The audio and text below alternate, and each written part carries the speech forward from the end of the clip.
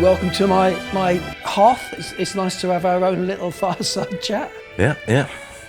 What could be more pushing the boundaries?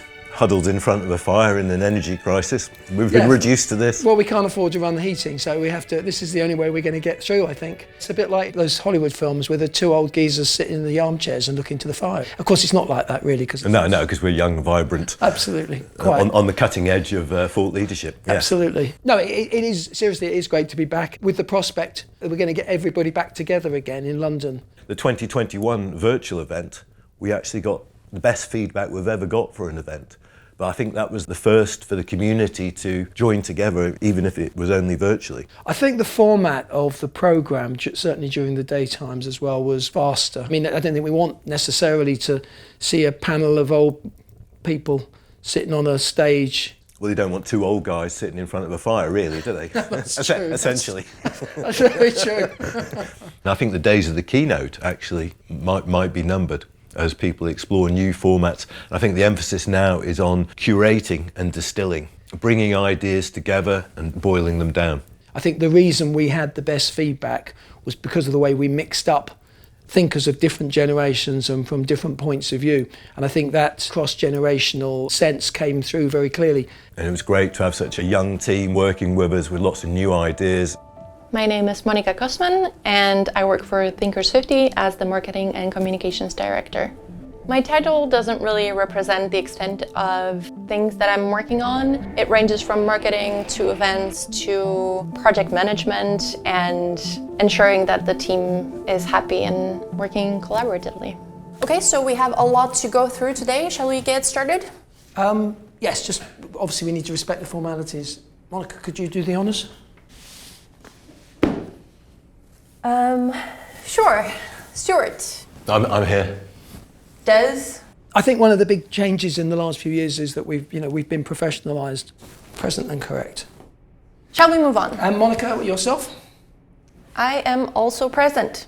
Okay, well, we can make a note of that. We've done quite well with certain members of the organisation not always being as professional as others. I mean, obviously, Stuart brings his own freewheeling style, I would say. He's very much the gifted amateur.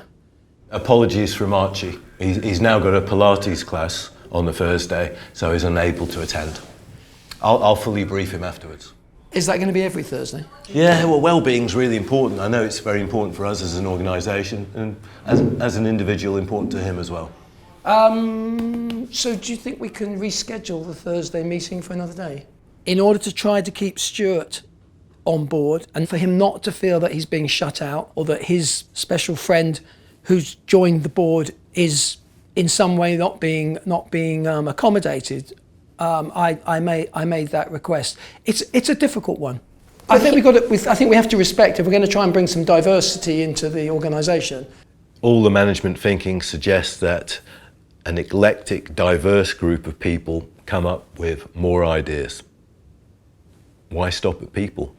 You remember 2 years ago when the dog never came back? I can't see the stick or the dog. I don't think he's coming back. Oh, congratulations. Losing a family pet. Great. You know, we all agreed we would support Stuart so that he could get a replacement dog. What? I worry that his grief went a bit too far, and now we're stuck with a dog as a team member, which I'm not against. I love dogs. What? Sit. Now, I've been writing about management and business for more than 30 years. Des and I have written 20 books together, published in various languages throughout the world. We've met thinkers for the last 30 years, CEOs, so we should know an awful lot about how to run a business. We've got to be accommodating of Archie's other commitments. We're an agile organisation. And fearless as well. We are fearless. We're fearless. So, Stuart, just love to show you this clip from the last season. I'm Des Dillard, I'm the originator of the Thinkers50 concept. I work very closely with Stuart Craner, who was the sort of second originator of the concept. Yes, no, I did watch that video, and Des is quite right. He is an originator of the Thinkers50 concept, in that he was in the same building at the time of the origination of the Thinkers50 idea. Stuart Craner. Really, I say this in all modesty, I'm the brains behind the Thinkers50. Over the last 20 years, I've been working with someone called Des Dearlove, and Des has fulfilled a great role in kind of administration, the kind of the minor bureaucracy. I remember this. Do you know, that pleases me. The fact that he is still as delusional about his ideas as he is, it just underlines how effective my strategy has been. Each individual has their hopes and dreams, and it's unfair of any leader to dash those hopes and dreams, however misguided and deluded they may be. I want him to feel that he's making a contribution. There's a saying in the kind of thought leadership world that culture eats strategy for breakfast. Oh, hold on. Is it culture eats strategy for lunch? Well, the Thinkers50 is all about gathering together the smartest people in the room. But there are others in the room. It might be that strategy's for wimps. I can't remember. It's something to do with lunch. Oh, I let them both think that they're running things. That makes my life much easier. My ego is much smaller. I don't need the recognition. For me, knowing that I run things is enough. So shall we get started? First point on the agenda?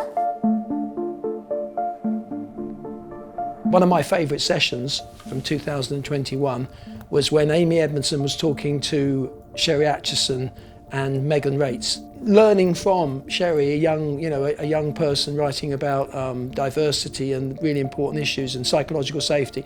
But to see the two generations kind of interacting, and of course Megan doing a fantastic job of moderating it, and with her speaking truth to power stuff as well. That was my standout session. But don't you think all the people we've featured in the Thinkers50, the really top people, what marks them apart is their willingness to mentor and encourage. If you think about Peter Drucker or Clay Christensen or C.K. Prahlad, is that how good they were mentoring younger thinkers, and you see that now with someone like Amy Edmondson and Rita McGrath.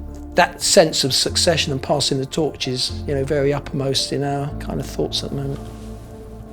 Yeah, what was a bit strange though was we brought in that Danish film crew to make a serious documentary for the Video Breakers last time. Serious, that was the focus, wasn't it? Yeah, exactly. But obviously it must have been a cultural misunderstanding, because people would watch those videos and seem to think they're funny.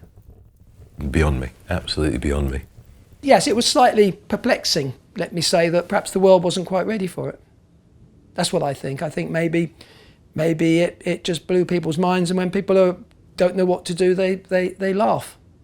Thinkers50 is a very serious endeavour, championing some of the most serious intellectuals in the world, and a serious level of professionalism combined with openness is integral to that.